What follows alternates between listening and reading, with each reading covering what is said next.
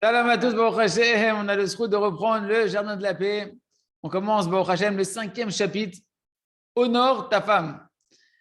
Donc, les amis, il faut savoir que de la même manière qu'il y a un mauvais penchant chez l'homme, il y a un mauvais penchant chez la femme. Et si chez l'homme, on a terminé sur ça hier, le mauvais penchant essentiel, c'est la débauche, d'accord?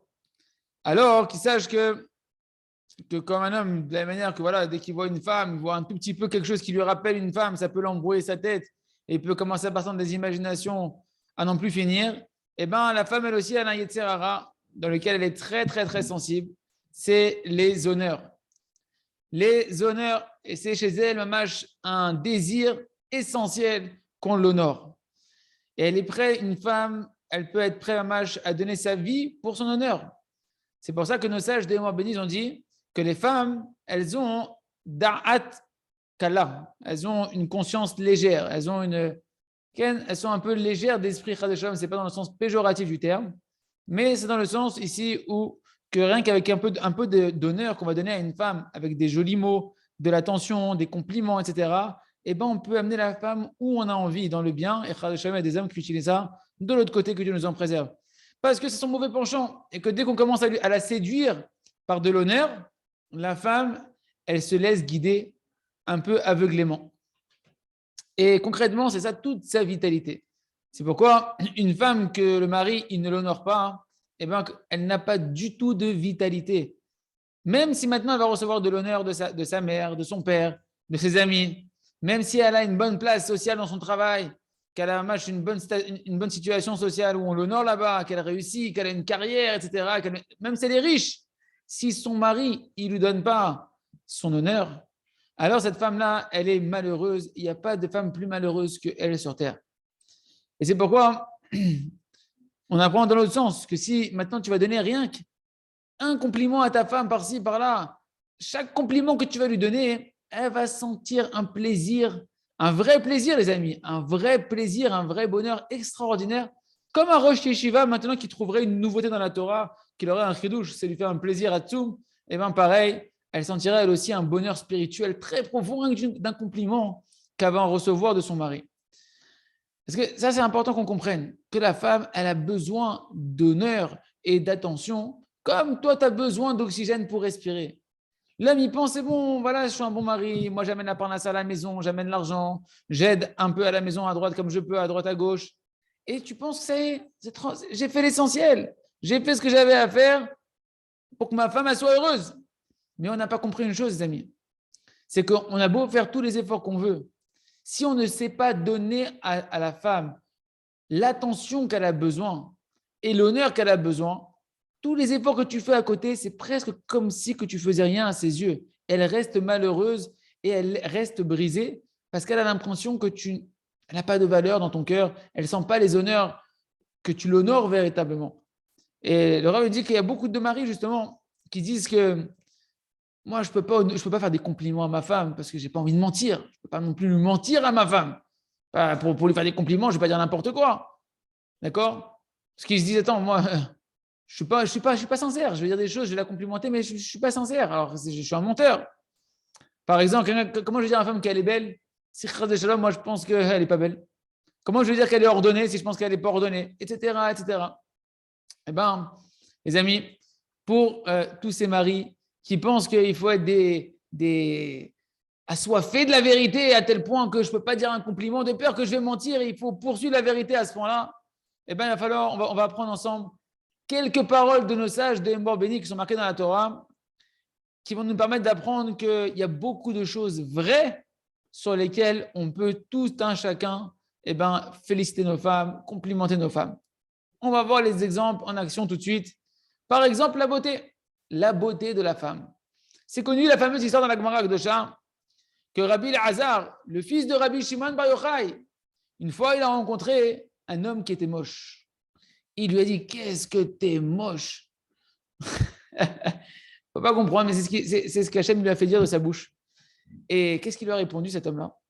Il lui a dit, tu sais quoi? Va voir, s'il te plaît, le créateur qui m'a créé comme ça et dis-lui qu'est-ce qu'il est moche. Qu'est-ce qu'elle est moche, la créature que tu as créée, toi, Hachem. Quand Rabbi Elazar, le fils de Rabbi Shimon Bar Yochai, il a entendu cette réprimande-là et qu'il s'est rendu compte de ce qu'il a fait. Il a eu honte. Il a eu très, très, très honte de la prise de conscience qu'il a eue. Parce que Béhémet, cet homme-là, il avait raison. Si Hachem, il t'a créé, si Hachem, il a créé une créature de telle manière, avec ces traits du visage-là, avec ce corps-là, etc., c'est sa beauté à lui. Hachem, il l'a créé et c'est sa beauté à lui. Et de là, les amis, on apprend quelque chose d'extraordinaire pour nous. Donc, si un homme, il a la foi maintenant que Hachem, il barre, c'est Hachem qui a créé ta femme avec cette forme-là, avec ces traits du visage-là, etc., etc., alors tu peux être certain que ta femme, c'est la plus belle du monde.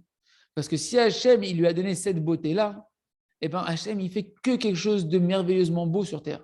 Hachem, il crée que de la beauté. Donc, c'est la fille la plus belle du monde. Parce qu'Hachem, il l'a créée avec sa beauté à elle. Et sa beauté à elle, elle est parfaite aux yeux d'Hachem. Parce qu'il a vu à Kadosh Baruch Hu que c'est ça, pour elle, sa perfection, c'est cette beauté-là. Pour cette Neshama, pour la réparation de cette Neshama, sa beauté à elle, c'est celle-là. Pour sa réparation, c'est celle-là. Pour sa réparation à elle et pour celle de son mari. Et donc, maintenant, tu peux te tranquilliser. Et tu peux dire à ta femme, Mamache, avec tous les mots qu'il faut, tu es la plus belle. Mamache, tu as une grâce particulière. Ta beauté, Mamache, ça me séduit. Et si maintenant tu me dis, allez, arrête, tu dis des bêtises, toi. Toi, tu dois lui répondre, non, tu sais, ma chérie, sur les goûts et les couleurs, il n'y a pas à discuter. Tu as la beauté que moi, j'aime. Selon mon goût à moi, tu es la plus belle au monde. Et tu dois être fort dans ta tête, dans ton esprit, dans ce que tu dis. Que même si maintenant tu vois qu'elle ne te croit pas, hein, et elle te dit non, mais c'est pas vrai ce que tu dis, toi tu dois être entêté et continuer à lui répéter ces mots-là. Et bien évidemment que tu dois chercher à les dire sincèrement. Pourquoi? Parce qu'on a dit que toi maintenant tu as la émouna, que la beauté qu'Hachem il lui a donnée, c'est la beauté la plus parfaite qu'elle pouvait recevoir. Et là les amis, tu n'es plus un menteur, tu dis la vérité, donc détends-toi. Tu peux dire à ta femme qu'elle est belle, même si des fois, aux yeux par rapport au mannequin que tu as vu sur les affiches que tu n'aurais jamais dû voir, tu as l'impression qu'elle n'est pas la beauté imaginaire de ce qu'on a voulu te faire voir. Également, c'est marqué dans la Gemara de Shah, dans ma Sechet Ebamot. Là-bas, il y a marqué toute une série de choses qu'un homme il mérite par rapport à le fait qu'il a une femme ou qu'il n'a pas de femme. Et c'est marqué dans la Gemara Ebamot, tout homme qui n'a pas de femme, alors c'est un homme qui reste sans la joie. Il n'a pas de véritable joie.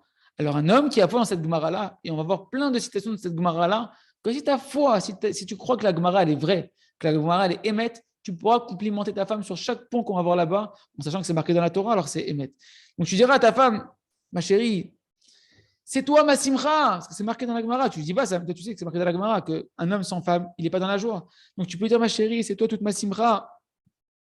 La Gemara continue, elle nous dit là-bas, un homme qui n'a pas de shlom bayit, c'est marqué là-bas de la Gemara, la vraie kavana de la Gemara, c'est qu'un homme qui n'a pas de shlom bayit, un homme qui n'a pas d'entente conjugale, il n'a pas de simcha. Parce que c'est que quand un homme il est avec sa femme et qu'il a trouvé la complémentarité avec sa femme, qui vit dans la paix, qui va recevoir la joie. Chacun quand il est tout seul, un couple qui n'est pas encore marié, des célibataires ou bien des gens divorcés, on voit bien que la simcha, ce n'est pas évident pour eux. Donc, tu peux dire à ta femme quand tu es marié, ma chérie, c'est toi ma joie de vivre, etc. Également, c'est marqué dans la Gemara Evamot, un homme qui n'est pas marié, il réside sans bénédiction. Donc, tu peux dire à ta femme, ma chérie, c'est toi ma bracha, tu es toute ma bénédiction. C'est marqué encore là-bas qu'un homme sans femme, il est sans muraille. Tu peux dire, ma chérie, tu es ma muraille. C'est marqué qu'un homme qui n'est pas marié, il n'a pas de véritable bien-être, de bonheur. Alors, tu peux dire, ma chérie, c'est toi tout mon bonheur, c'est toi tout mon bien-être, parce que tu es ma amine dans la Gemara. C'est marqué encore là-bas dans la Gemara Evamot, un homme sans femme, eh ben, c'est comme si il n'était pas un homme. Donc toi, tu peux lui dire, ma chérie, sans toi, je ne suis même pas un homme. Sans toi, ma chérie, je suis rien. Je vaux rien sans toi. Parce que c'est une Gemara explicite, les amis. Et donc, tu peux dire ça sans aucune peur de mensonge. C'est la vérité. Zekatou, Bagmara, Gdosha, c'est Emet. Donc, tu peux dire à ta femme et te détendre et être sincère avec ta femme quand tu lui dis ces mots-là. Il va falloir prier pour croire dans la Gemara, Gdosha. Et dans la Torah, hein, c'est marqué autre chose à propos des pierres du Misbéach. Vous savez, le Misbéach, là où on faisait les sacrifices, c'est marqué qu'on ne doit pas se comporter de manière honteuse envers les pierres du Misbéach. Et Rashi, il dit de quoi tu me parles? De faire honte aux pierres du Misbéach, c'est un minéral, c'est pas vivant. Et il dit Rashi, de quoi déjà des pierres qu'elles n'ont pas de conscience?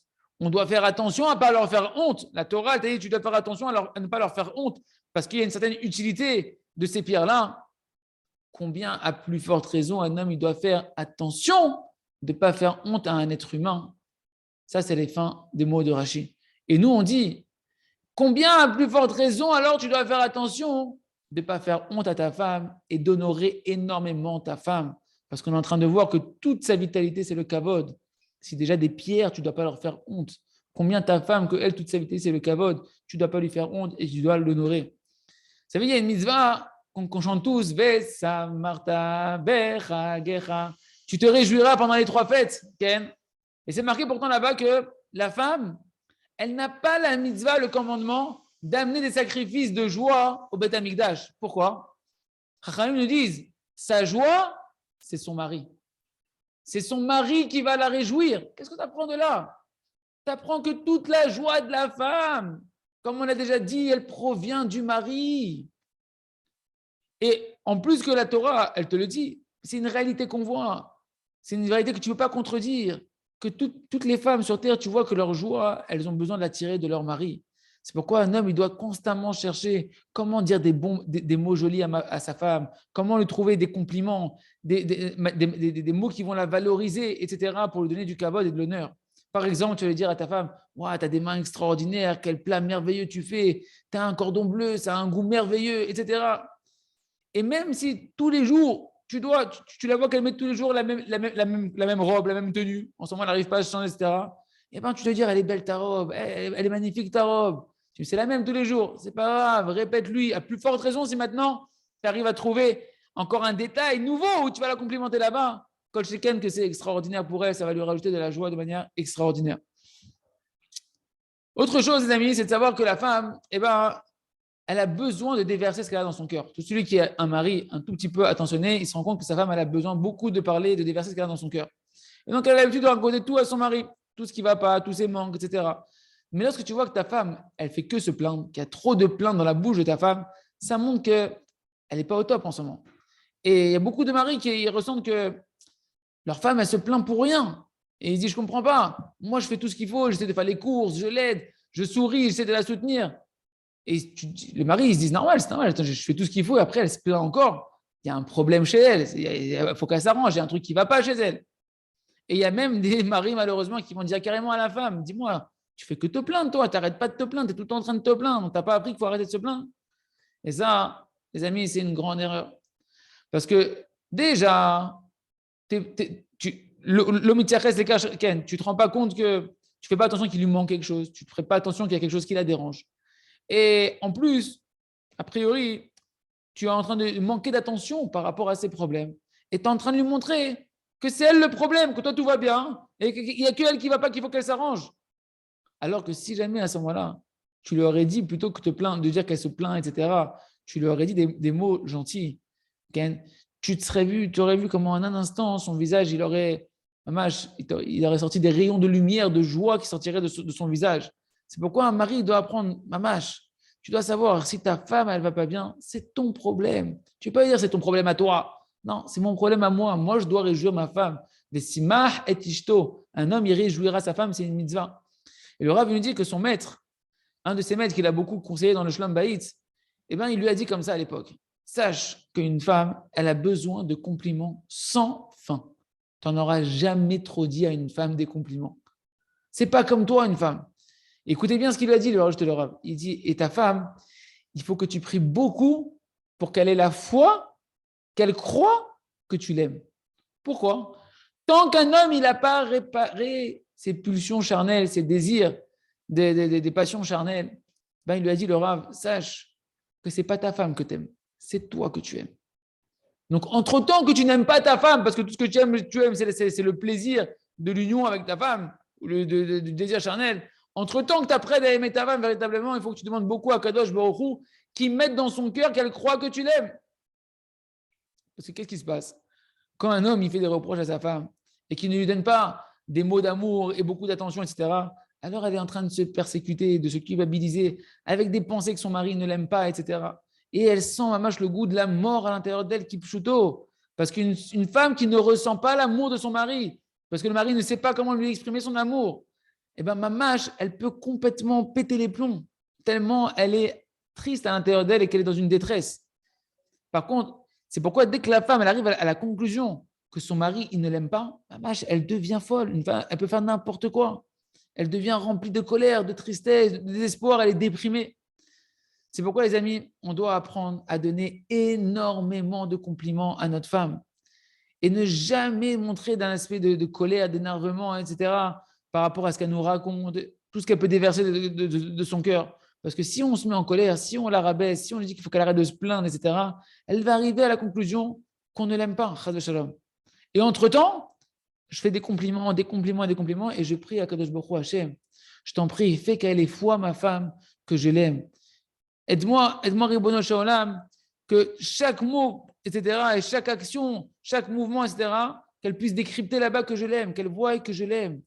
Parce qu'une femme, encore une fois, elle a dit, elle ne se rend pas compte de l'amour de son mari, elle a beaucoup de mal à percevoir l'amour de son mari. Et donc, surtout que nous, encore, on est loin d'aimer véritablement. Alors, il faut prier sur ça. Hachem met dans le cœur de ma femme quelle est la émouna que je l'aime. Quelle est la émouna, qu'elle sent que je l'aime. Même si c'est vrai que je ne suis pas encore au niveau de l'amour que je devrais lui donner, qu'elle sente que je l'aime. Et comme ça, Hachem, Léat, on va pouvoir combler le manque de notre femme et pouvoir avoir Shlom Bayit, Chazak, Ve Nitrazek.